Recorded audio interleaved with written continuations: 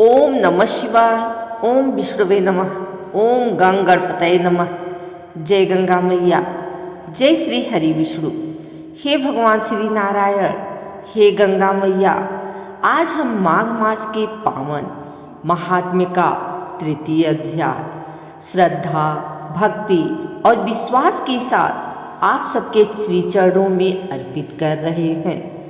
हे प्रभु, इस अध्याय को सुनने, पढ़ने और सुनाने वालों के समस्त पापों का नाश हो, पुण्य की वृद्धि हो और जीवन में धन, अर्थ, काम और मोक्ष की प्राप्ति हो। अब हम सब मिलकर माघ मास महात्म्य का तृतीय अध्याय प्रारंभ करते हैं। तब राजा दिलीप कहने लगे कि महाराज, यह पर्वत कितना ऊंचा और कितना लंबा चौड़ा है। तब वशिष्ठ जी कहने लगे कि 36 योजन, 1 योजन 4 कोष्ठ का होता है। ऊंचा ऊपर, चोटी में 10 योजन चौड़ा और नीचे 16 योजन चौड़ा है, जो हरी, चंदन, आम, मदार, देवदार और अर्जुन के वृक्षों से सुशोभित है। दुर्भिक्ष से दुखी होकर इस पर्वत को फल और फूलों से परिपूर्ण देखकर भृगु वहीं रहने लगे और यहाँ पर कंदराओं, वनों और उपवनों में बहुत दिनों तक तप करते रहे। इस प्रकार जब भृगु ऋषि वहाँ पर अपने आश्रम पर रह रहे थे तो एक विद्याधर अपनी पत्नी सहित उतरा। वे अत्यंत दुखी थे। उन्होंने भृगु ऋषि को प्रणाम किया और ऋषि ने बड़े मीठे मीठे स्वर में उनसे कहा कि हे विद्याधर, तुम बड़े दुखी दिखाई देते हो, इसका क्या कारण है। तब विद्याधर कहने लगा कि महाराज, पुण्य के फल को पाकर, स्वर्ग पाकर तथा देव तुल्य शरीर पाकर भी मेरा मुख व्याघ्र जैसा है। मेरे दुख और अशांति का यही एक कारण है, न जाने किस पाप का फल है। मेरे चित्त की व्याकुलता का दूसरा कारण भी सुनिए। मेरी पत्नी अति रूपवती, मीठा वचन बोलने वाली, नाचने और गाने की कला में अति प्रवीण, शुद्ध चित्त वाली, सातों सुरों वाली, बीड़ा बजाने वाली, जिसने अपने कंठ से गाकर नारद जी को प्रसन्न किया, नाना स्वरों के नाद से बीड़ा बजाकर कुबेर को प्रसन्न किया, अनेक प्रकार के नाच ताल से शिवजी महाराज भी अति प्रसन्न और रोमांचित हुए। शील, उदारता, रूप तथा यौवन में स्वर्ग की कोई अप्सरा भी इस जैसी नहीं है। कहाँ ऐसी चंद्रमुखी स्त्री और कहाँ मैं व्याघ्र मुख वाला, यही चिंता सदैव मेरे हृदय को जलाती है। विद्याधर के ऐसे वचन सुनकर तीनों लोकों की भूत, भविष्य और वर्तमान की बात जानने वाले तथा दिव्य दृष्टि वाले ऋषि कहने लगे कि हे विद्याधर, कर्म के विचित्र फलों को प्राप्त होकर ज्ञानी पुरुष भी मोह को प्राप्त हो जाते हैं। मक्खी के पैर में जितना विष भी प्राण लेने वाला हो जाता है, छोटे छोटे पापों का फल भी अत्यंत दुखदायी हो जाता है। तुमने माघ मास की एकादशी का व्रत करके द्वादशी न आने तक शरीर में तेल लगाया, इसी पाप कर्म से व्याघ्र हुए।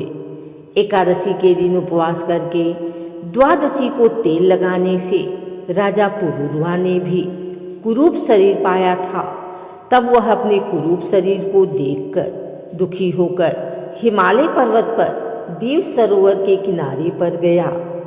प्रतिपूर्वक शुद्ध स्नान कर कुशा के आसन पर बैठकर भगवान कमल नेत्र, शंख, चक्र, गदा, पद्म के धारण करने वाले पीताम्बर पहने, वनमाला धारण किए हुए विष्णु का चिंतन करते राजा पुरुरवा ने 3 मास तक निराहार रहकर भगवान का चिंतन किया।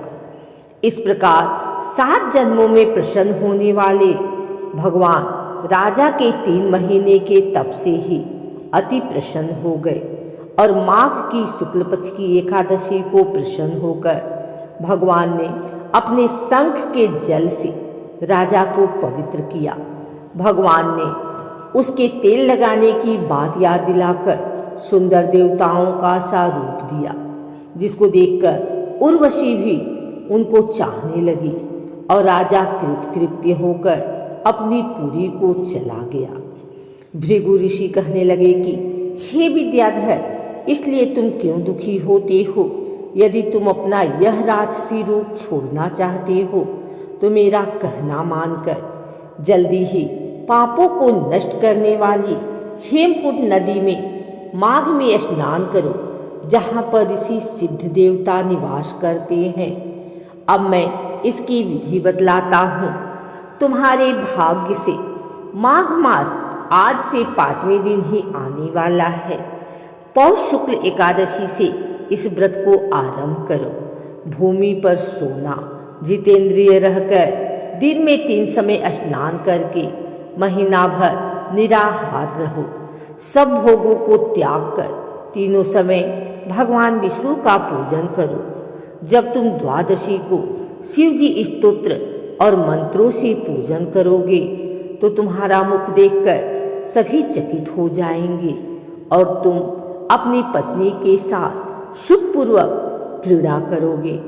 माघ मास के प्रभाव को जानकर सदा माघ में स्नान करो। पाप दरिद्रता से बचने के लिए मनुष्य को सदा यत्न से माघ मास का स्नान करना चाहिए। स्नान करने वाला इस लोक तथा परलोक में सदा सुख पाता है। वशिष्ठ जी कहते हैं कि हे दिलीप, भृगु जी के यह वचन सुनकर वह विद्याधर अपनी स्त्री सहित उसी स्थान पर पर्वत के झरने में माघ का स्नान करता रहा और उसके प्रभाव से उसका मुख देव सदृश हो गया और वह मणिग्रीव पर्वत पर आनंद से रहने लगा। भृगु जी भी नियम की समाप्ति पर शिष्यों सहित युवा नदी के तट पर आ गए।